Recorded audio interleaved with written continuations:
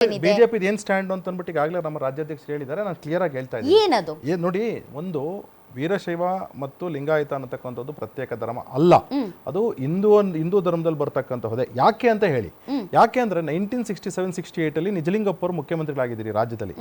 ಆಗ ಇದೇ ರೀತಿ ಒಂದು ಕೂಗ್ ಬಂತು. ಆ ಕೂಗ್ ಬಂದಾಗ ಇವತ್ತು ಏನು ಚಾಲುಕ್ಯ ಜಂಕ್ಷನ್ ಅಂತ ವಾಡಿಕೆಯಲ್ಲಿ ಕರಿತೀವಿ, ಬಸವಣ್ಣನ ಸ್ಟ್ಯಾಚ್ಯೂ ಇದೆ, ಬಸವಣ್ಣ ಜಂಕ್ಷನ್ ಅಂತ ಏನು ಹೇಳ್ತೀವಿ, ಬಸವಣ್ಣನ ಸ್ಟ್ಯಾಚ್ಯೂ ಇರ್ತಕ್ಕಂಥದ್ದು, ಅಲ್ಲಿ ಬಂದು ಎಲ್ಲರೂ ಬಂದು ಅಲ್ಲಿ ಎಲ್ಲ ಬಂದಲ್ಲಿ ಪ್ರತಿಭಟನೆ ಮಾಡ್ತಾರೆ. ನಿಜಲಿಂಗಪ್ಪ ಅವರು ಮುಖ್ಯಮಂತ್ರಿಗಳು ಸದನದಿಂದ ಆಚೆ ಬಂದು ಸದನದಿಂದ ನಡ್ಕೊಂಡು ಕ್ಯಾಬಿನೆಟ್ ಬರುತ್ತೆ, ಅಲ್ಲಿಗೆ ಕ್ಯಾಬಿನೆಟ್ ಬಂದಲ್ಲಿ ಹೇಳ್ತಾರೆ, ನೋಡಿ ಇದು ಲಿಂಗಾಯತ ಮತ್ತು ವೀರಶೈವ ಅಂತ ಏನು ಪ್ರತ್ಯೇಕ ಧರ್ಮ ಅಂತ ನೀವು ಏನು ಹೇಳ್ತಾ ಇದ್ದೀರಾ, ಖಂಡಿತವಾಗ್ಲೂ ಅಲ್ಲ. ಯಾಕೆ ಅಂತ ಹೇಳಿದ್ರೆ ನಿಜಲಿಂಗಪ್ಪನವರು ಹೇಳಿರೋದು ನಿಮಗೆ ಒಂದು ನಿಮಿಷ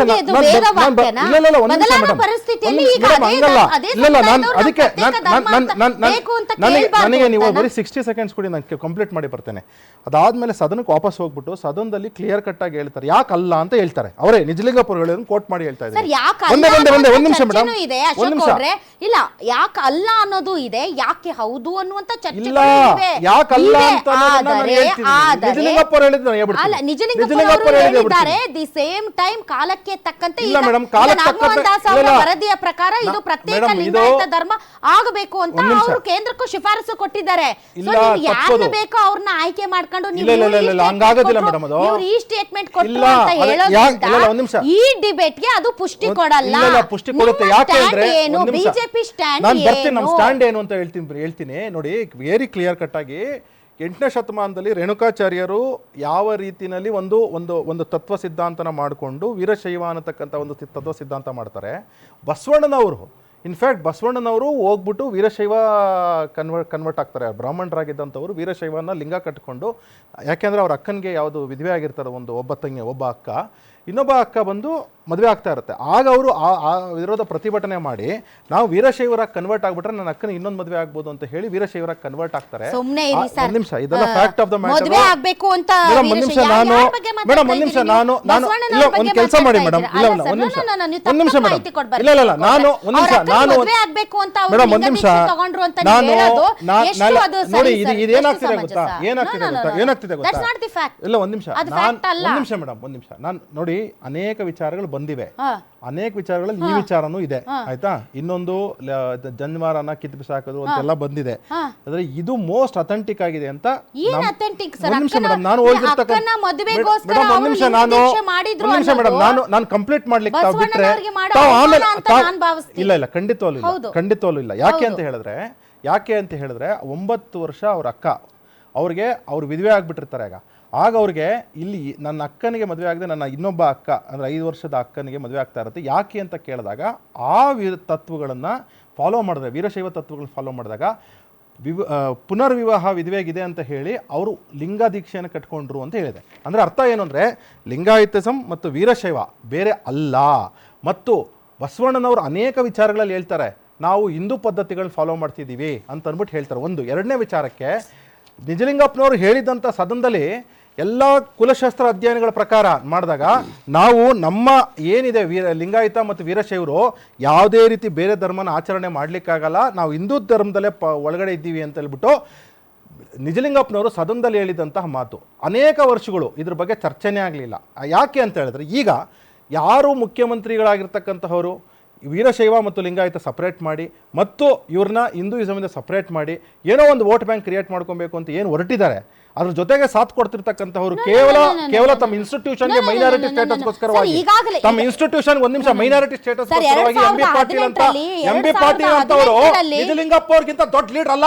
ಎಂ ಬಿ ಪಾಟೀಲ್ ನಿಜಲಿಂಗಪ್ಪ ಅವ್ರಿಗಿಂತ ದೊಡ್ಡ ಲೀಡರ್ ಅಲ್ಲ. M B Patil first Nijalingappa ಸದನದಲ್ಲಿ ಏನ್ ಹೇಳಿದ್ದಾರೆ ನೋಡ್ಕೊಂಬರ್ರಿ. ಅದಾದ್ಮೇಲೆ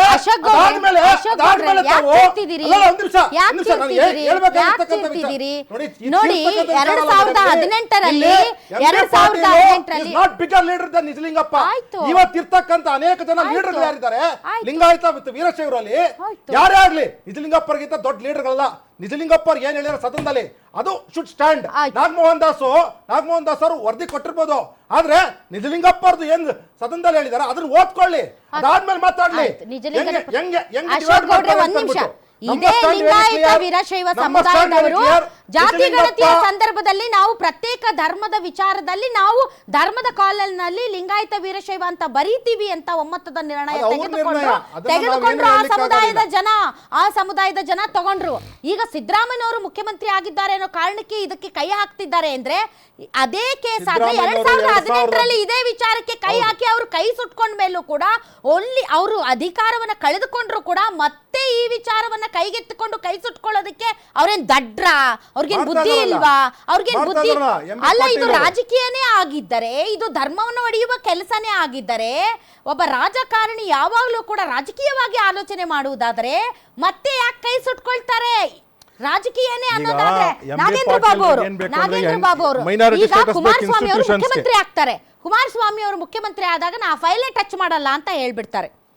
ಸಿದ್ದರಾಮಯ್ಯ ಅವರು ಆದಮೇಲೆ ಕುಮಾರಸ್ವಾಮಿ ಅವರು ಬರ್ತಾರೆ, ಇಲ್ಲ ನಾ ಫೈಲೇ ಟಚ್ ಮಾಡಲ್ಲ ಅಂತ ಹೇಳ್ತಾರೆ. ಸೊ ತಮ್ಮ ಸ್ಟ್ಯಾಂಡ್ ಏನು ಈ ವಿಚಾರದಲ್ಲಿ? ಯಾಕೆ ಅಂದ್ರೆ ಸರ್, ಈಗ ಪೊಲಿಟಿಷಿಯನ್ಸ್, ರಾಜಕಾರಣಿಗಳು, ಕುಮಾರಸ್ವಾಮಿ ಅವರೋ ವಿಜಯೇಂದ್ರನೋ ಅಥವಾ ಸಿದ್ದರಾಮಯ್ಯನವರೋ ಅಥವಾ ಎಂ ಬಿ ಪಾಟೀಲೋ ಅಲ್ಲ ಇದನ್ನು ಡಿಸೈಡ್ ಮಾಡಬೇಕಾಗಿರೋದು.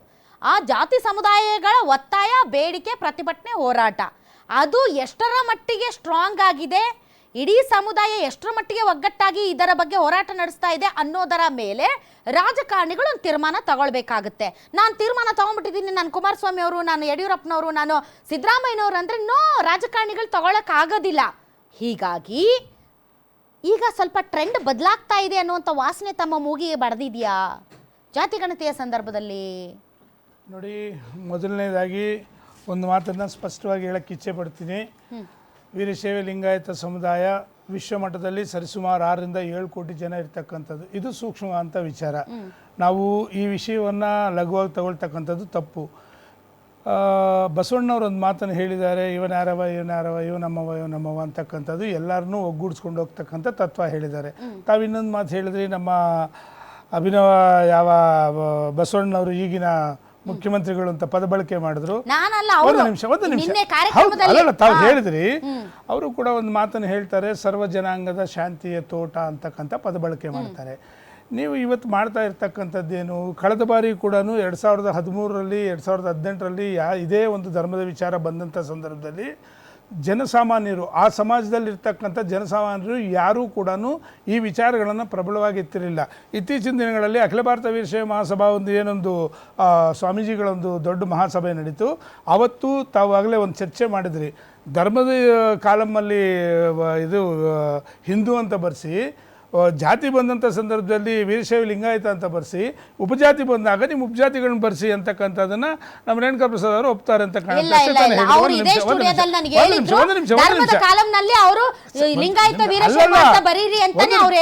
ಒಂದು ನಿಮಿಷ